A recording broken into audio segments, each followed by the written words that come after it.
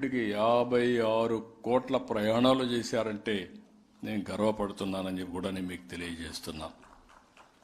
ఇంకొక పక్కన నిన్ననే దివ్యాంగులకు వస్త్రం దివ్యాంగ శక్తి తీసుకొచ్చాం. అది ఇనాగరేట్ చేసినప్పుడు నాకు ఎంత ఆనందం కలిగిందంటే, ఒకప్పుడు దివ్యాంగులు అనేవాళ్ళు ఇంటికే పరిమితమయ్యే పరిస్థితి. ఈరోజు ఒక ఆత్మవిశ్వాసంతో, ఒక చైతన్యంతో ఎక్కడికైనా పోగలుగుతామని ధైర్యాన్ని ఇవ్వగలిగాం. దానికి కూడా ముందుకు పోయాం.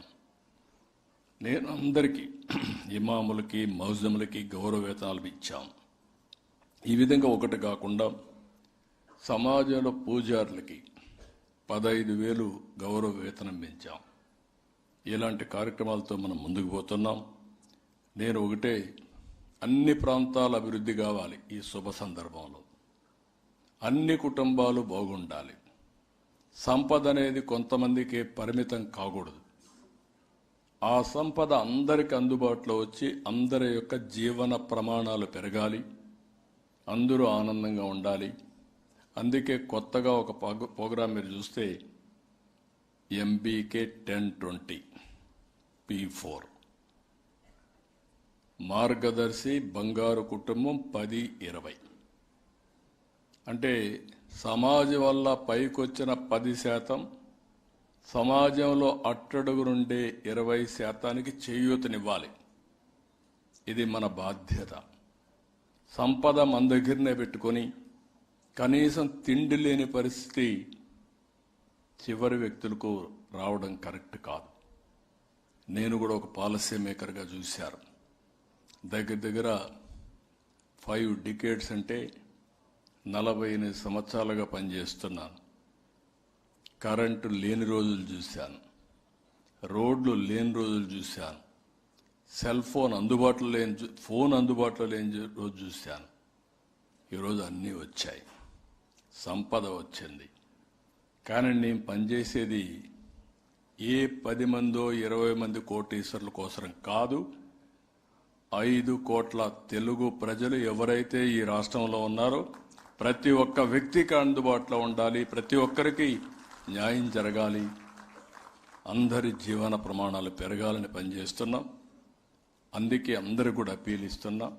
మీ బాధ్యత. భగవంతుడు మనకి అవకాశం ఇచ్చాడు. ప్రభుత్వం చేసిన పనులు మీరు ఉపయోగించుకున్నారు. అందులో అదృష్టం కలిసి వచ్చింది.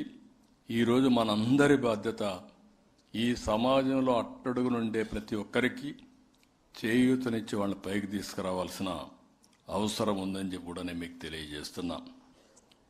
ఈరోజు చాలామంది ఇప్పుడే మాట్లాడినప్పుడు చెప్పారు, సమగ్ర అభివృద్ధి కోసం విశాఖ, అమరావతి, తిరుపతి రీజన్స్ పెట్టి అన్ని నియోజకవర్గాలు, అన్ని గ్రామాలు, అన్ని ప్రాంతాలు సమగ్ర అభివృద్ధి చేసే బాధ్యత ఈ ప్రభుత్వం తీసుకుంటాం.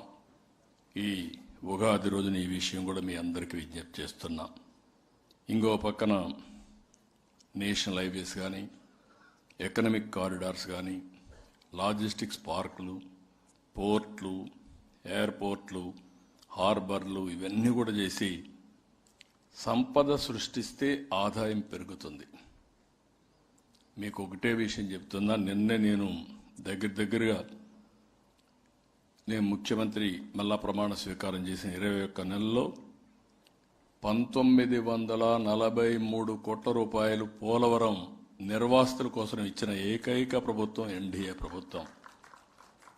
1924లో ఒక్క పైసా ఇవ్వకపోతే ఈరోజు పోలవరం ప్రాజెక్టు వస్తే ఆంధ్రప్రదేశ్ రాష్ట్రం సస్యశ్యామలం అవుతుంది. గోదావరిలో నీళ్లున్నాయి, మిగిలిన నదుల్లో నీళ్లు లేవు. రాయలసీమ ఎడారిగా మారిపోతుందని ఆశ వదిలిపెట్టిన పరిస్థితిలో ఆ ఆశకు ఒక రెక్కల తొడిగిన వ్యక్తి నందమూరి తారక రామారావు మొట్టమొదటిసారిగా ఇరిగేషన్ ప్రాజెక్ట్స్ శ్రీకారం చుట్టారు. ఈరోజు నా ఆలోచన నదుల అనుసంధానం జరగాలి. ప్రతి ఒక్కరికి నీటి భద్రత ఇవ్వాలి. అందుకే చెప్తున్న, గోదావరి పుష్కరాల కంటే ముందు పోలవరం పూర్తి చేసి జాతికి అంకితం చేస్తాం. దానివల్ల మీరు చూసినప్పుడు నేరుగా కృష్ణా నదికి గ్రావిటీతో నీళ్లు వస్తాయి. ఇక్కడి నుంచి విశాఖపట్నానికి పోలవరం నుంచి నీళ్లు గ్రావిటీ తేలుతాయి. ఇంకొద్దిగా నదులను సంధానం చేసుకుంటే నీటి ఎద్దడి ఉండదు.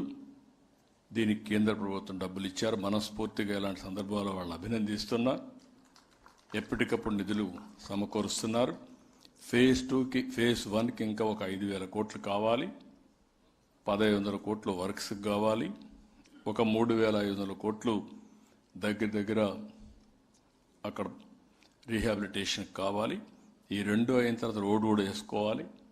ఈ డబ్బులు ఖర్చు పెట్టి గోదావరి పుష్కరాల కంటే ముందు పోలవరాన్ని పూర్తి చేసి జాతికి అంకితం చేస్తామని చెప్పి కూడా నేను మీకు తెలియజేస్తున్నా. ఇంకొక పక్క అమరావతి, ఇప్పుడే నాగపణి శర్మ గారు చెప్పారు, చాలా సంతోషం.